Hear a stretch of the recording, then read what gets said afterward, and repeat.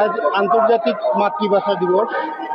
1952 এই দিনে কালাম, রফিক, বরকত এরা শহীদ হয়ে সারা বিশ্বে যে প্রতিটি জাতির নিজস্ব ভাষাকে ছড়িয়ে দেওয়ার এই যে আন্দোলন, তারাই কিন্তু সেখান থেকে শুরু করেছিল এবং এটি আজকে আন্তর্জাতিক দিবসে পরিণত হয়েছে।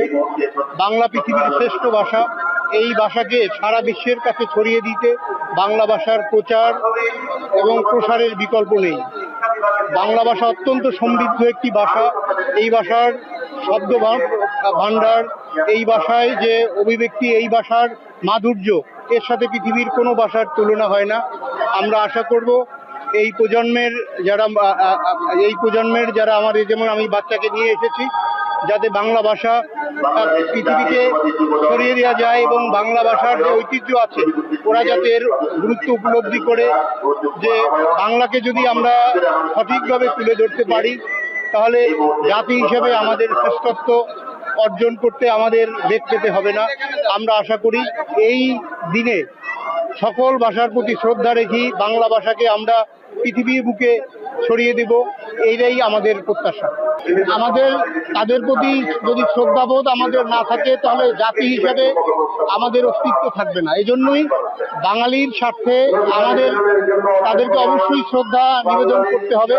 আমরা আশা করব বাংলা ভাষা পৃথিবীর সর্বত্র ছড়িয়ে যাবে এবং যে জায়গাগুলো এখনো বাংলা ভাষার প্রয়োগ কম আছে সেখানে যেন আরো বেশি করে বাংলা ভাষা চালু হয় এবং বাংলা ভাষা সর্বত্র ছড়িয়ে দিতে পারলেই শহীদদের প্রতি শ্রদ্ধাবোধ আমরা জানাতে পারবো। এটাই আমার কথা। যেমন ইন্টারনেটের মাধ্যমে বাংলা ভাষা, এটি কিন্তু বাংলা ভাষাকে ছড়িয়ে দেওয়ার জন্য আমি বাংলা একাডেমিকে বলবো একটা বিশাল পদক্ষেপ। অগ্রর আবিষ্কারককে এবছর 21 পদকে ভূষিত করা হয়েছে।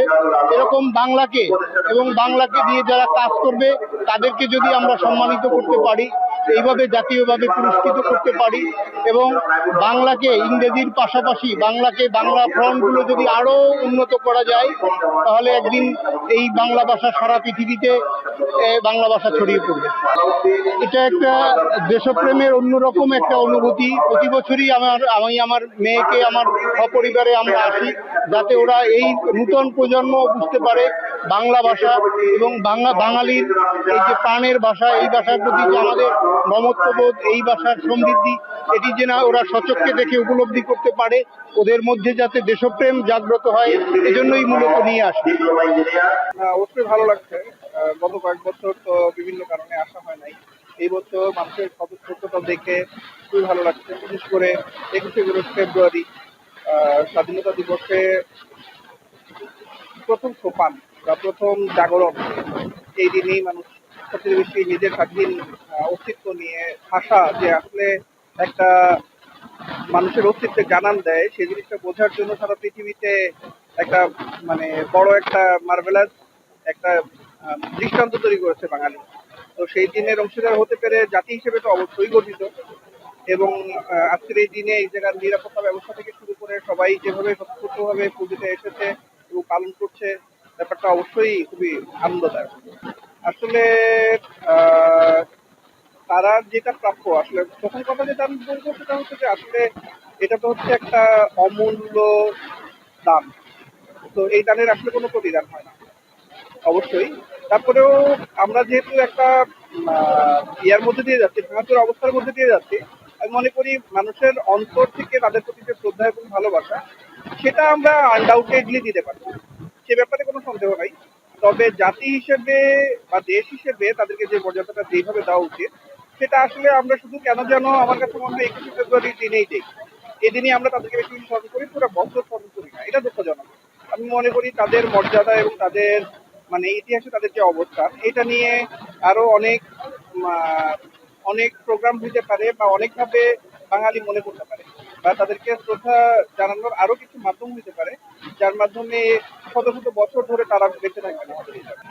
সবচেয়ে বড় যে ব্যাপারটা সেটা হচ্ছে আসলে সারা পৃথিবীকে যে একটা জানান দেওয়া যে নিজের মাতৃভাষার জন্য লড়াই করা এবং নিজের মাতৃভাষাকে সম্মান করা, এটা সারা পৃথিবীকে দেখাইছে বাংলাদেশ। তো আনডাউটেডলি এটা শুধু একটা অর্জন করবো না, সারা পৃথিবীর প্রত্যেক মানে আজকে কিন্তু শুধুমাত্র বাংলাদেশের মাতৃভাষা দিবস না, আন্তর্জাতিক মাতৃভাষা দিবস। তো হাজার হাজার যে ভাষা আছে সেই ভাষার প্রতি শ্রদ্ধা জানানো এবং সেই ভাষাকে স্মরণ করা, এই জিনিসটা প্রতিকৃত হচ্ছে বাংলাদেশ। এই এই ইতিহাসের প্রতিকৃত দৃষ্টান্ত হচ্ছে সালাম জব্বার, রফিক, বরকত, শফি ও ওনারা। তো সেই হিসাবে আমি বলবো যে তাদেরকে শুধু শ্রদ্ধা জানানো না, দেশের শিক্ষা ব্যবস্থা থেকে শুরু করে যে জায়গাগুলোতে এখনো আমরা বাংলাকে ম্যান্ডেটরি করতে পারিনি, সেই জায়গাগুলোতে বাংলা ভাষার প্রতি যে একটা দাবি আছে, এবং টোটাল কারিকুলাম থেকে শুরু করে যে জায়গাগুলোতে এখনো আমরা আসলে সেই ইংলিশ সিস্টেম থেকে বের হতে পারিনি, সেই জায়গাগুলোতে আসলে বাংলাকে অবশ্যই বাধ্যতামূলক করা উচিত। তাহলে আসলে এই যে ট্যাগ, এই ট্যাগের প্রকৃত যে মহিমা সেটা কাটা হবে। আমরা একটা জিনিস মনে হয় জানি, সেটা হচ্ছে জনসংখ্যার বিচার করলেও বাংলা হচ্ছে সারা পৃথিবীতে পঞ্চম অথবা ষষ্ঠ ভাষা। তাহলে পৃথিবীতে এমন কোনো দেশ নেই যেই দেশ আসলে বাংলা সম্পর্কে এখন জানে না। আগেও এমনটাই ছিল, বিশেষ করে আন্তর্জাতিকভাবে স্বীকৃতি পাওয়ার পর থেকে আমাদের সম্মান, মর্যাদা এবং গ্রহণযোগ্যতা সারা পৃথিবীতে অনেক বেড়েছে।